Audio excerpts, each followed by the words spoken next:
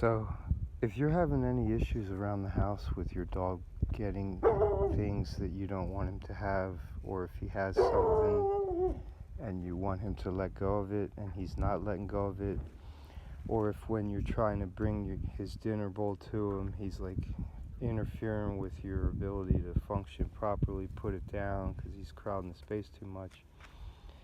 This is going to be a good activity that you can start doing right now that you'll see immediate results if you do it with a proper energy. But don't worry about that because I'm going to show you right now.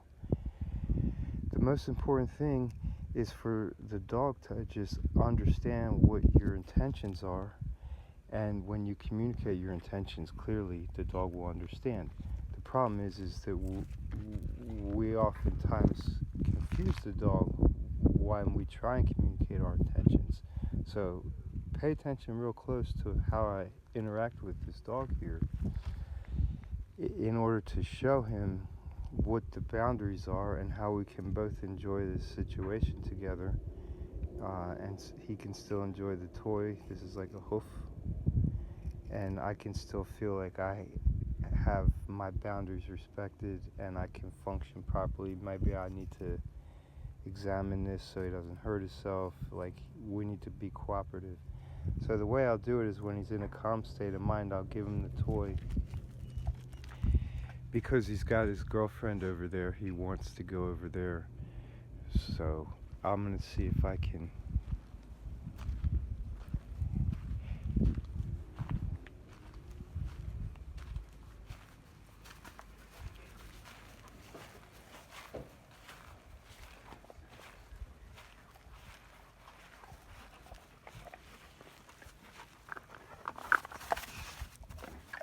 So notice how the dog Luna, how I don't really acknowledge her with sound. So what I'll do is I'll get a handle on Buddy, and then I'm going to take the toy from him here like this. And then I'm not going to try and wrestle it out of his mouth. I'm just going to claim it by holding it. And I'm not fighting him for it. I'm not trying to yank it out of his mouth. I'm just going to claim it by holding it. And then when he disengages a little bit, I might like give it a little twist. When he disengages a little, I'm just going to kind of turn my hand, see? Not in this like super evasive way. Like, I don't want to turn this into a game. I just want him to understand, like, no, don't play with the toy. And I want to keep it in his realm so that he can understand what I'm asking. If I took the toy and immediately started doing all this stuff where I pull it away, so look at how attentive he got. Because that's a game of prey drive. I want him to be able to feel that the toy is right there, but I want him to use his brain to say, okay, I need to be respectful of this toy when he's communicating with me like this. So I might, now that he's being cool, I'll give him back the toy, and that's his reward. So now he lays down again, and Luna, she's not really participating in this train exercise, but she's, you know, she's ready to chew on that hoof if it's the chance, but she's just learned to be very respectful, which is how you want your dogs to be. So now that he has the toy again, I'm just going to secure his collar and then just gently place my hand on the toy. See how it's just gentle?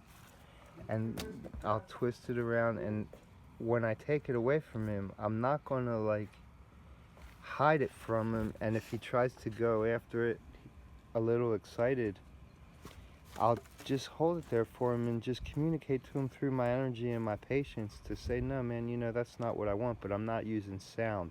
I'll just twist my hand a little or just turn my hand down a little, but I'm doing it in this real deliberate, very slow, patient pace. So now Luna comes in, she wants it, but it's the same thing with her.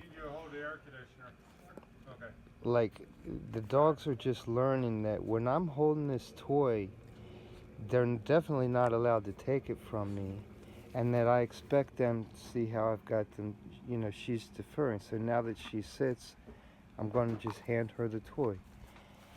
And that's her treat. So he's like, huh, interesting. So now he follows her and she goes and gets the toy. And she's more elusive. Like, her favorite thing with the toy, not only to chew it, is to also turn it into a game of like can you get the toy from me? And it's fun. It's fun to watch dogs play that way. But it's the same thing will apply with her. If I wanted to get the toy from her, the first thing I would do is just like get her by the collar with one hand, just so I know that she's not going to turn it into a... Phone storage was full.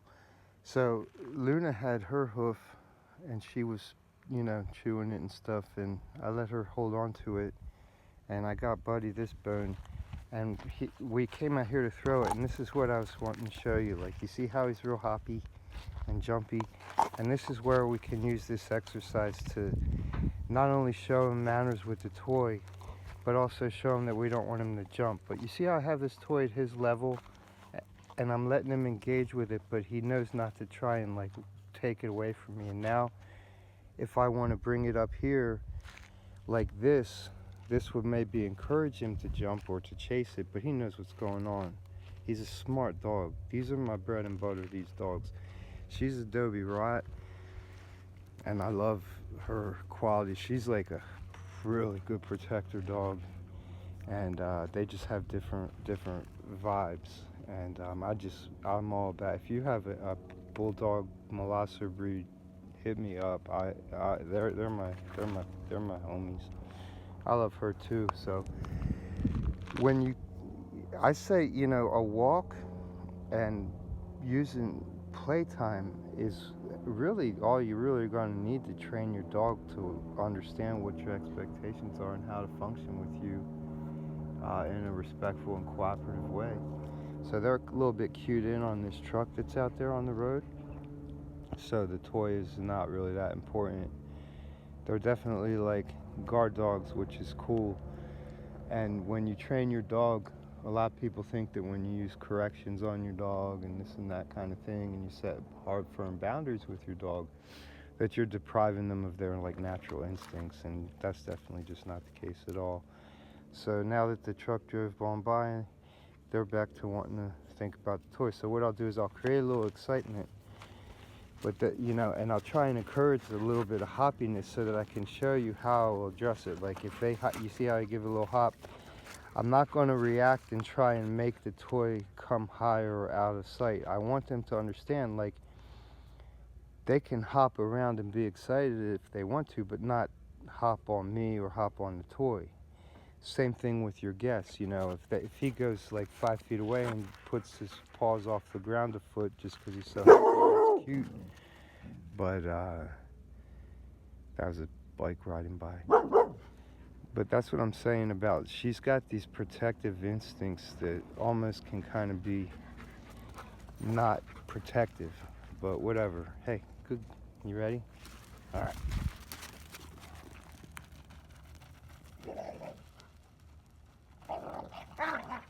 So now they'll kind of turn this into their little game. Luna definitely has some issues. Neither of these dogs are mine, but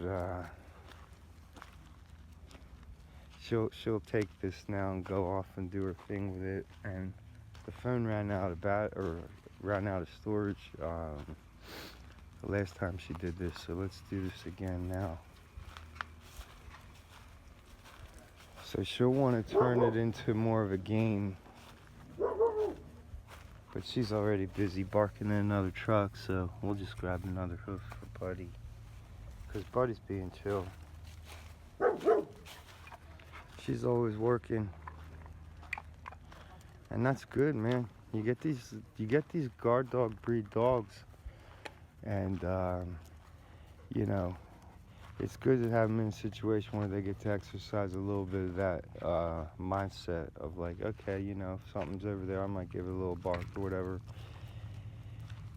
The goal is to just have a relationship with your dog where there's no ever moment in time where the dog's like out of touch with you and you can't get a response from the dog and have communication with it. But aside from that, I believe in giving dogs a lot of freedom, because that's how you keep them happy and well balanced.